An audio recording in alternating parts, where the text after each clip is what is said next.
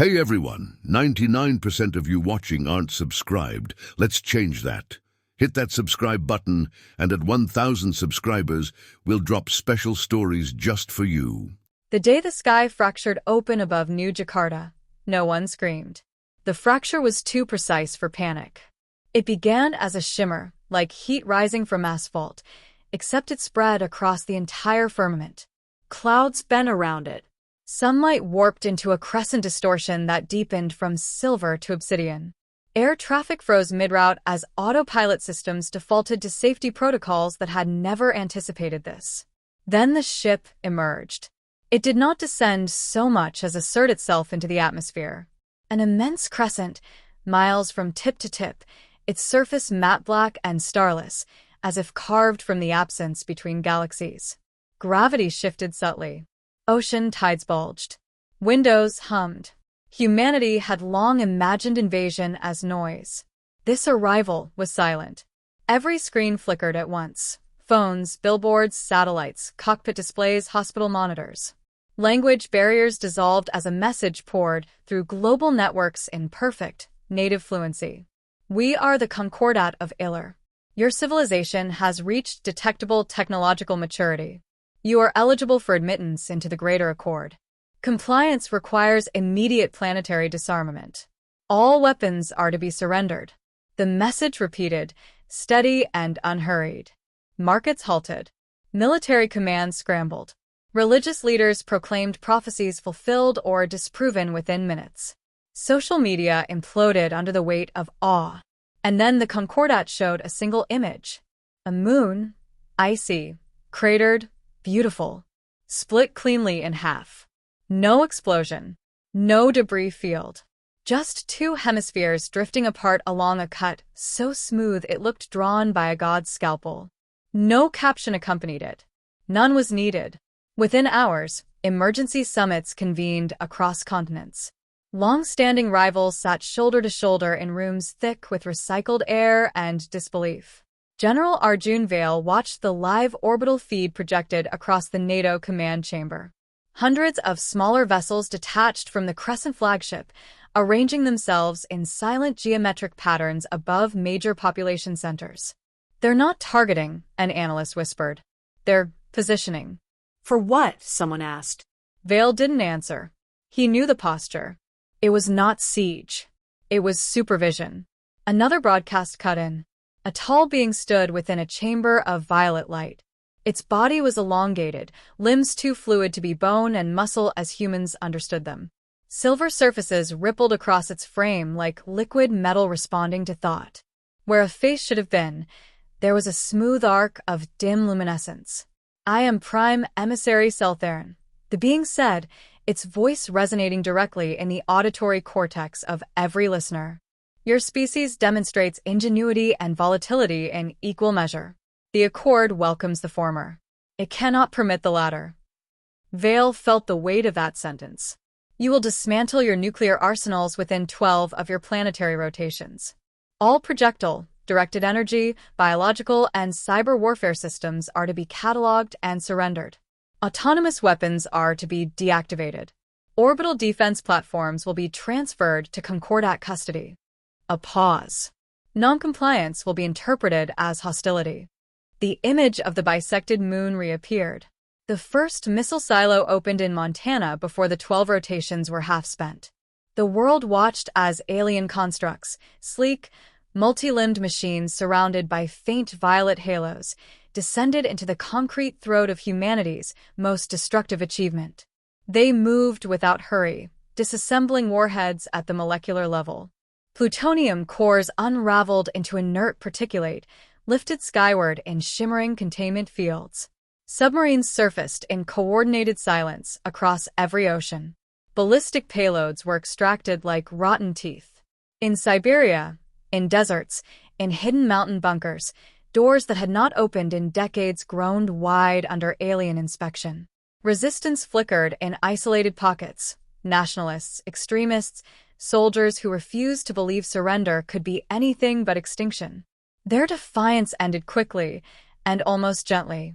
Weapon systems simply failed. Firing mechanisms seized. Guidance chips overheated. Propellants crystallized uselessly. The Concordat did not strike back. They rendered aggression obsolete.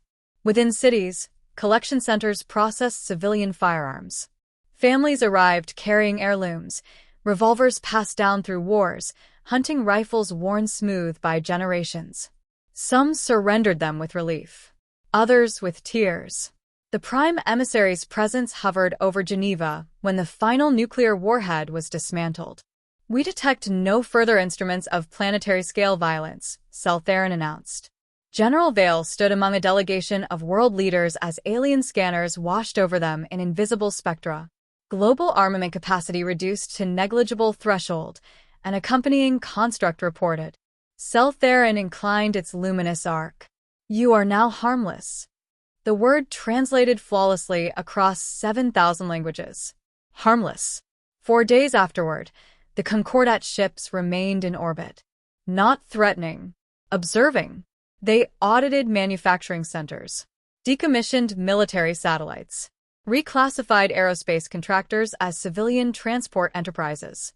Massive railguns were melted into elegant, spiraled sculptures placed in public plazas, artifacts of a primitive age. Humanity's capacity for destruction, built over centuries of fear and rivalry, vanished in less than 2 weeks. The world exhaled in a strange, disoriented unison. There were celebrations. Some hailed the Concordat as saviors who had finally ended the shadow of nuclear annihilation. Economists predicted a golden age of redirected resources. Activists proclaimed the dawn of enforced peace.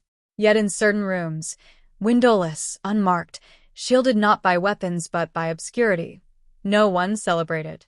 Deep beneath the Alps, in a facility that predated most modern governments, an elderly woman studied the orbital telemetry in silence. Her name was Director Eliana Marsek. Around her, analysts monitored alien fleet configurations, energy signatures, communication pulses. "They've neutralized every conventional and strategic system," one aide reported. "There's nothing left." Eliana folded her hands. "Of course there is." The aide hesitated. "Ma'am?" She tapped the display, where Concordat vessels gleamed like patient predators above the blue curve of Earth. They confiscated what they recognize as weapons. On another screen, universities continued their research. Startups filed patents. Biolabs cultured microorganisms. Coders wrote elegant strings of logic in cramped apartments. "They are very old," Eliana said quietly. "Very advanced. And very confident." She turned away from the orbital view and faced her staff. "They believe violence only exists in metal and explosives." One of the younger analysts swallowed. "And it doesn't." Eliana's expression softened, not kindly, but knowingly. "No," she said. "It exists in adaptation." Above them, the Concordat fleet adjusted formation, satisfied. Below them, humanity, disarmed, diminished, declared harmless, began to think. And that was something no one had confiscated. The Concordat did not celebrate conquest. They conducted audits. 3 days after the final nuclear core dissolved into harmless dust above the Pacific, the fleet shifted from intimidation to inspection. Smaller vessels detached from the Crescent flagship and descended through the atmosphere in coordinated arcs, each assigned to a continent, a nation, a cluster of industrial zones. They came not as warriors now, but as accountants of extinction. Factories were scanned from orbit first, energy grids mapped, supply chains dissected. The Concordat did not merely want weapons gone, they wanted the capacity for weapons erased. In Hamburg, alien constructs phased through the hull of a decommissioned shipyard, analyzing alloy compositions at the atomic level. In Nevada, former drone assembly lines were repurposed under supervision to manufacture agricultural automation units. The Concordat approved the conversion, with clinical nods. In Shenzhen, quantum chip fabrication plants were flagged for dual-use potential. Half their production was redirected under Concordat licensing agreements. The language was always calm. Optimization. Stability. Mutual security. The message beneath it was simpler. "We're watching. Dr. Amina Rao met her first Concordat inspector in what used to be the Hadron Axis Research Complex outside Geneva. The particle accelerator had once pushed protons to near-light speed. During the disarmament, the Concordat classified it as a potential energy weapon precursor and suspended operations. Now it hummed again, under new authorization. The inspector stood at the center of the chamber, violet light shimmering around its silver frame. Its presence distorted reflections along the polished floor. This facility was previously capable of generating high-energy collision events, it said, voice resonating inside Amina's skull rather than through air. Such outputs can be weaponized. Amina adjusted her glasses, steady. Anything can be weaponized, she replied mildly. We're studying quantum entanglement protocols for interstellar communication. Your fleet uses non-local relay systems, yes. A pause. You infer correctly. We're trying to understand them, she continued, to integrate with Accord infrastructure. The inspector extended a filament-thin appendage toward a console. Data cascaded in alien symbology across the air. Your species adapts quickly, it observed. Amina allowed herself a small smile. We have to. The inspector registered no humor. Proceed. All research logs will be mirrored to Concordat oversight nodes. Of course. The violet aura pulsed once, approval, or perhaps warning, and then receded as the being exited through the wall, without disturbing it. The moment it was gone, the chamber's human staff exhaled in unison. Amina turned to her team. Resume full-spectrum modeling, she said quietly. But reroute the secondary simulations through the agricultural network cluster. A postdoc blinked. The farming AI? Amina nodded. Less conspicuous. Across the globe, similar conversations unfolded. The Concordat searched for missiles. They did not search for mathematics. They dismantled launch silos but left intact the artificial intelligence systems that had once calculated targeting trajectories. After all, those same systems optimized traffic flow and shipping logistics now. They neutralized enriched uranium but encouraged breakthroughs in fusion research, eager for stable trade partners with abundant clean energy. They decommissioned orbital defense platforms, yet invited private aerospace firms to participate in constructing joint observation arrays. And humanity complied. Publicly. Arms manufacturers rebranded overnight. Ballistic Dynamics became BD Climate Solutions. Orion Defense Systems dissolved and reemerged as Orion Deep Space Logistics. Stock prices soared. The Concordat saw economic growth. They interpreted it as stabilization. They did not notice that the same engineers who once designed hypersonic glide vehicles were now refining propulsion systems for cargo platforms capable of reaching low orbit in under 6 minutes. They did not question why former cyber warfare divisions transitioned seamlessly into infrastructure security analytics. They approved the transformation of bioweapons labs into pandemic response institutes, never realizing that the core expertise had not vanished. It had diversified. The first anomaly appeared in Concordat Fleet Node 7A. A routing inefficiency. Minor. Microscopic. A quantum relay between two patrol vessels in the Tau Ceti corridor experienced a latency fluctuation of 0.00003%. The deviation was corrected automatically by a patch introduced weeks earlier. A patch submitted by a joint Earth Concordat research initiative.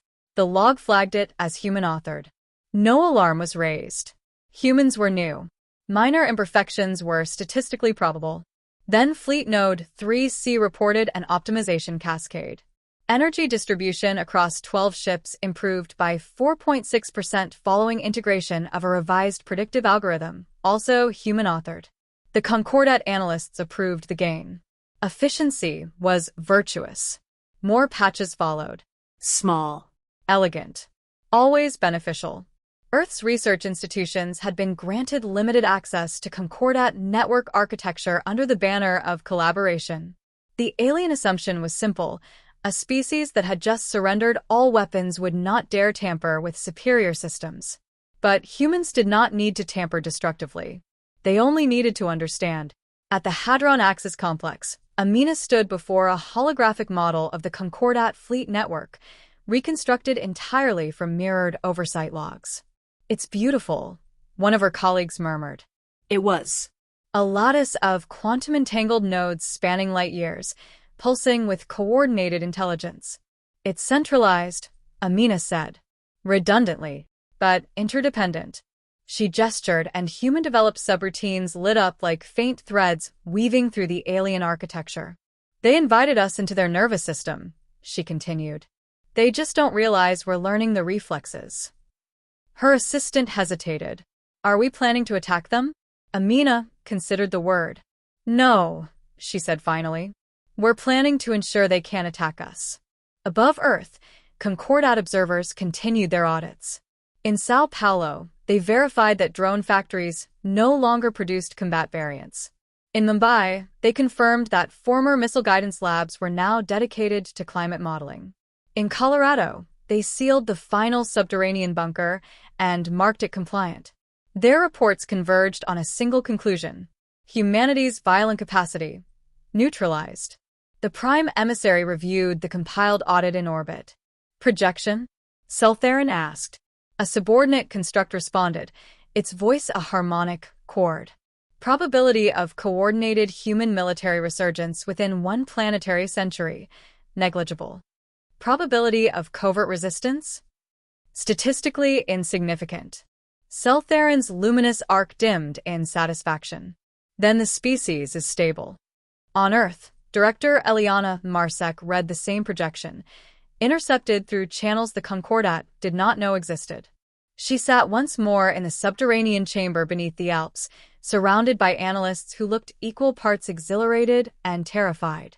"They think we're stable," someone whispered. Eliana nodded. Good. On the central display, a live feed of Concordat network traffic shimmered, legal, authorized, voluntarily shared data streams. Within them, invisible to alien detection thresholds, were human-developed learning constructs. Not viruses. Not weapons. Students.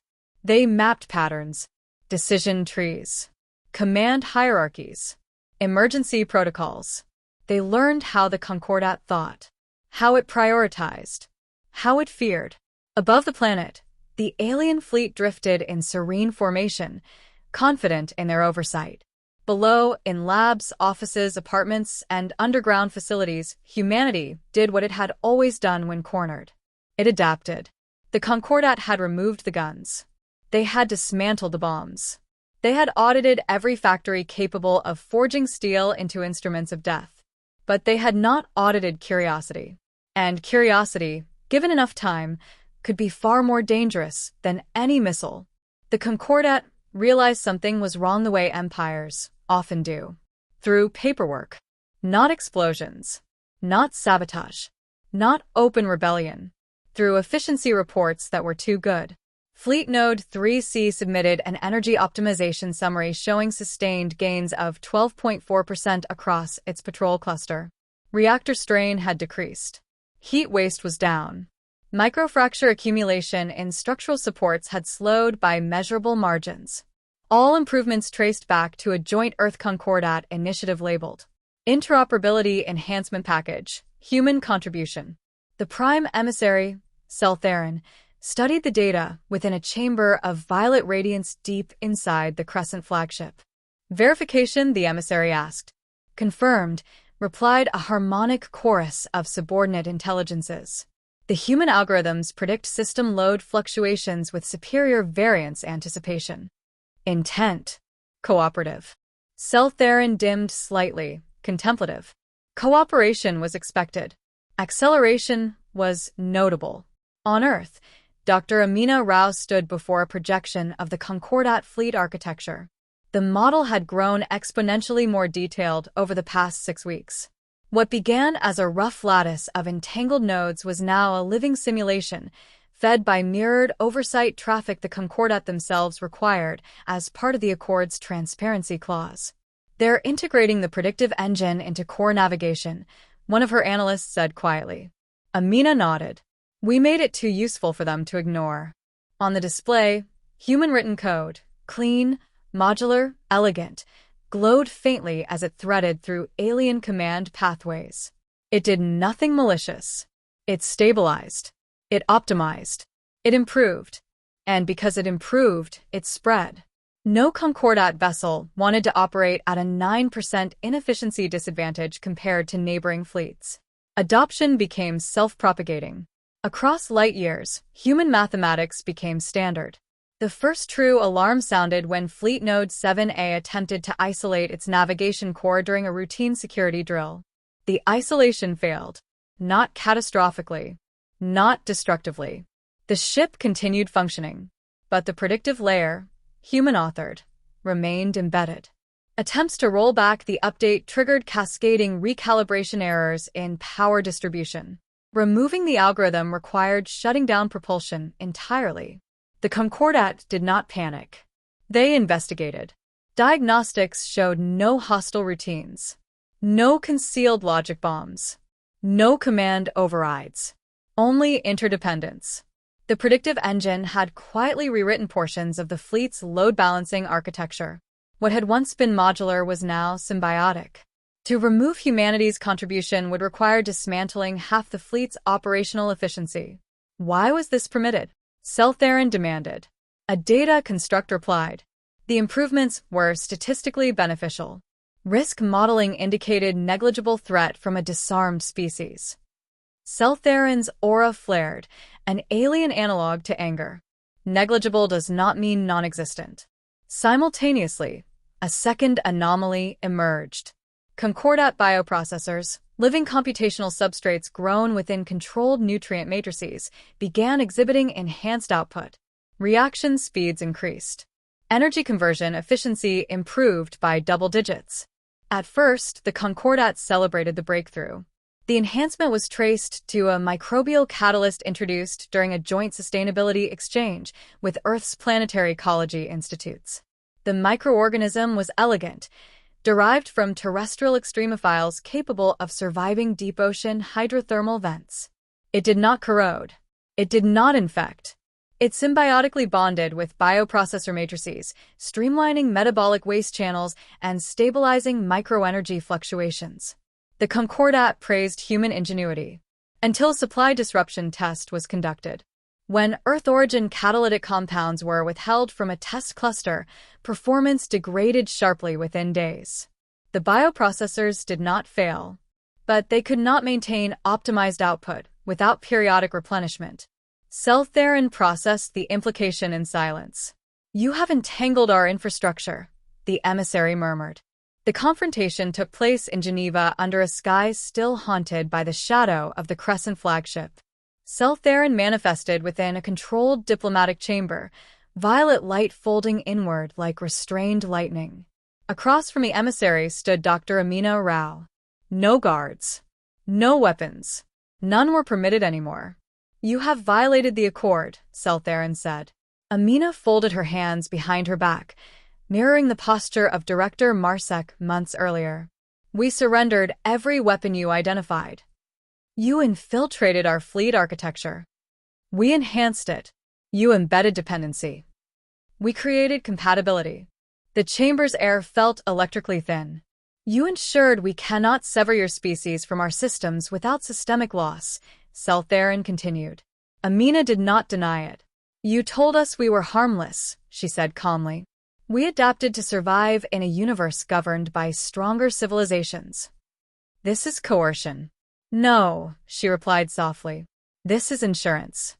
In orbit, several Concordat vessels attempted a coordinated rollback of human-authored systems. The result was immediate. Power redistribution lag increased. Shield harmonics destabilized under strain.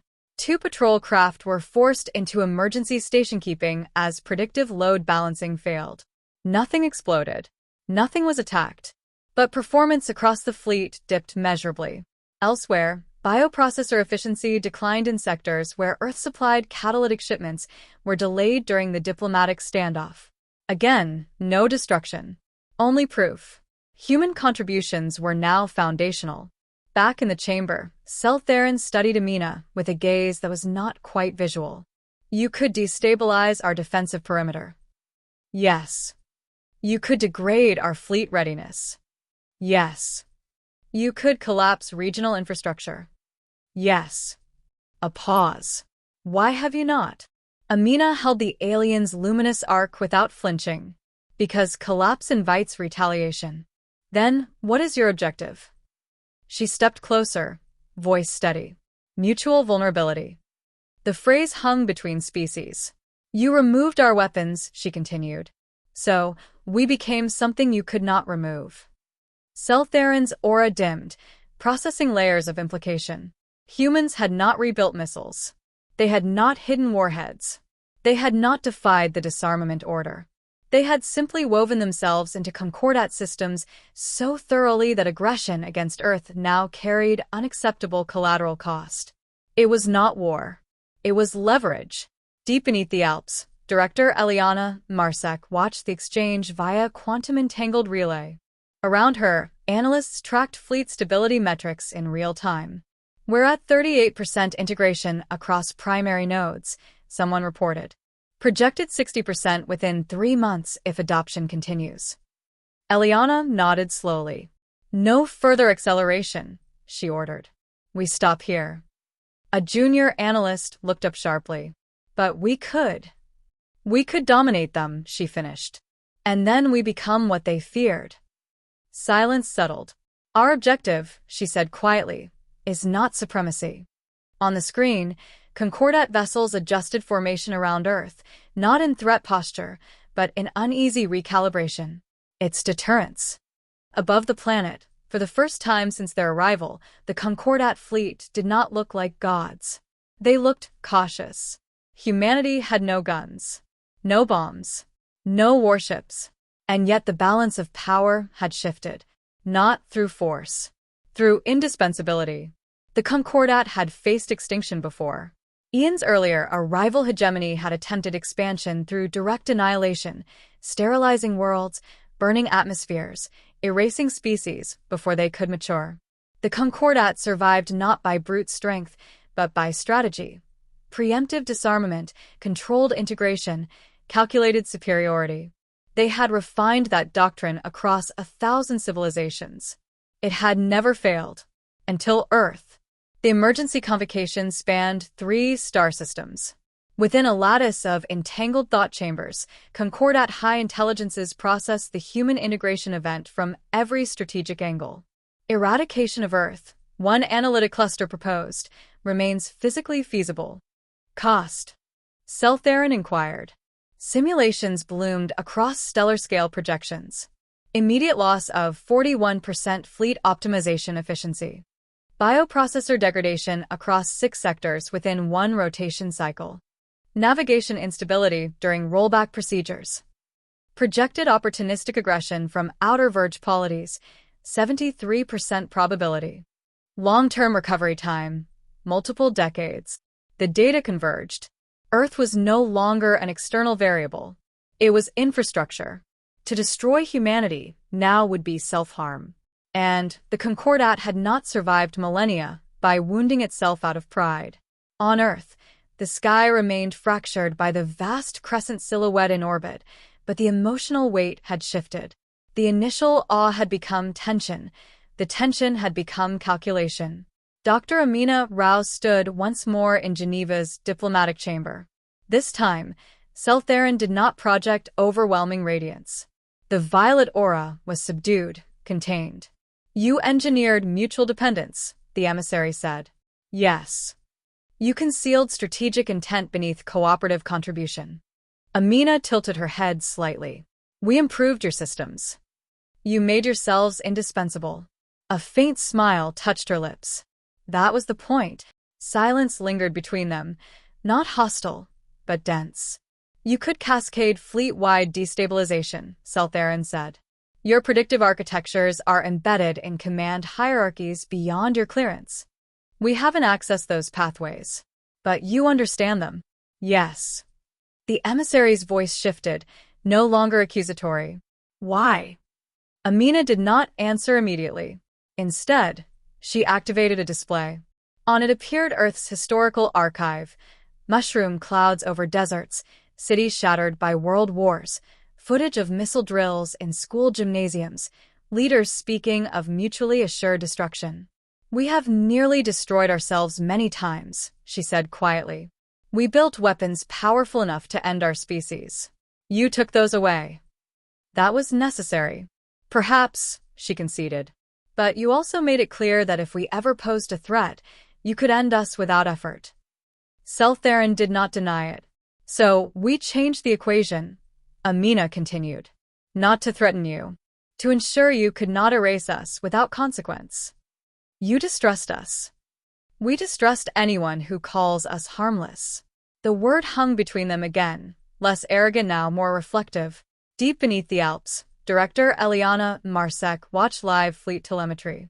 Concordat vessels were adjusting formation, wider dispersal, less centralized command clustering.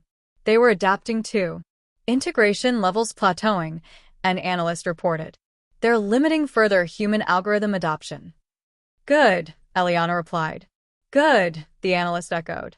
"If they become too dependent, they'll panic. Panic breeds aggression." She leaned back in her chair. "We don't want them cornered. We want them cautious." Above, the Crescent flagship shifted slightly in orbit, subtle but symbolic. For the first time since arrival, it repositioned away from direct alignment over major population centers. A gesture, not surrender. Recognition. The final negotiation lasted 9 hours. Terms were revised. Earth would be granted autonomous research rights in defensive technologies under joint oversight. Human representatives would sit on Concordat strategic stability councils. Integration of predictive and biosymbiotic systems would continue, but with transparent architecture and shared control protocols. No more unilateral embedding. No more silent dependency. Mutual visibility. When the agreement was sealed, Seltherin regarded Amina with something almost akin to respect. "You are a volatile species," the emissary said. "We know. You innovate under constraint. We had practice." A pause. "You are not harmless." Amina's expression softened, not triumphant, not defiant. "No," she said. "We're not." Seltherin's luminous arc brightened faintly. "Then you are worthy of the accord."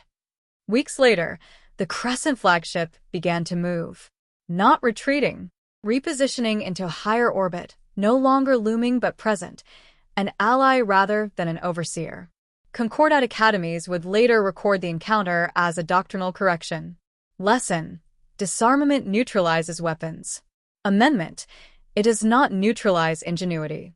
On Earth, children grew up under alien constellations in the night sky, no longer symbols of conquest, but of uneasy partnership.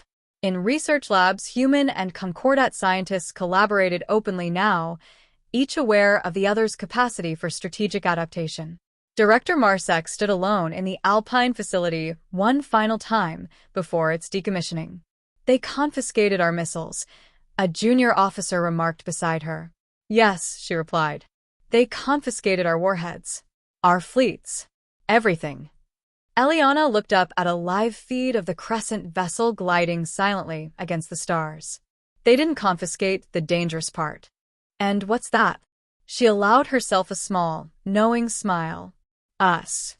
High above, the Concordat fleet adjusted to its new orbit, not dominant, not subordinate. Balanced. Humanity had surrendered its weapons. And in doing so, had revealed the truth the Concordat had overlooked. Some civilizations do not carry weapons.